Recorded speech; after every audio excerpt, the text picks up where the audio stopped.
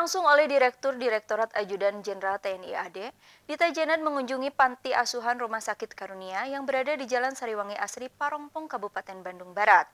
Para personil TNI disambut nyanyian anak-anak panti, diiringi pemberian santunan tali asih dari Dita Jenad. Direktorat Ajudan Jenderal TNI AD tengah bersiap untuk bersilaturahmi ke Panti Asuhan Anugerah Kemakmuran Mitra Nusantara Rumah Kasih Karunia yang berlokasi di Jalan Sariwangi Asri, Parongpong, Bandung Barat.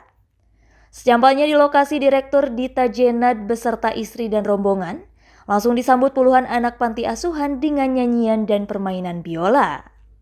Suasana hangat penuh kasih sayang menyelimuti anjang sana yang dipimpin langsung oleh Dira Jenad ini. Di sela-sela silaturahmi, istri Dira Jenad menyerahkan santunan tali asih pada tiap anak dan diterima dengan senang hati. Direktur Ajudan Jenderal TNI AD Brigjen TNI Krisdoni Indriarto mengungkapkan, kegiatan ini bagian dari rangkaian hari ulang tahun Dita Jenad ke-74 dengan berbagi kasih sayang dan kepedulian utamanya pada generasi muda.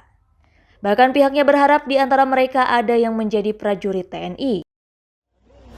Hari ini adalah kegiatan Anjang Sana ke panti-panti asuhan. Hari ini ada 4 titik yang akan kita datangi. Ada 4 panti asuhan dan panti jompo dalam rangka rangkaian HUT Ajen ke-74 tahun 2020. Dan memang tujuan kegiatan ini adalah yang pertama ada silaturahmi, kemudian kita melaksanakan komunikasi sosial dan menumbuhkan rasa kepedulian kita kepada adik-adik kita, khususnya adik-adik anak-anak panti asuhan di tempat ini dengan kita memberikan tali asih.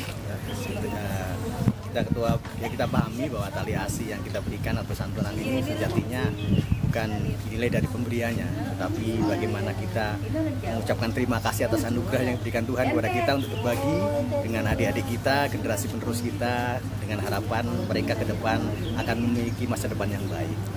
Sangat berbahagia dan bangga memang bisa hadir di tempat ini hari ini. Tadi adik-adik dari panti asuhan juga mempersembahkan lagu-lagu yang sangat menghibur kami, dan kami melihat mereka punya potensi yang luar biasa, khususnya dalam bermain musik, bernyanyi, sehingga ini mungkin bisa menjadi salah satu modal mereka untuk nantinya mereka ke depan bisa memanfaatkan keahlian ini untuk bisa bekerja atau mungkin bergabung dengan kami sebagai nantinya prajurit TNI melalui jalur-jalur entah bintara keahlian dan lain-lain.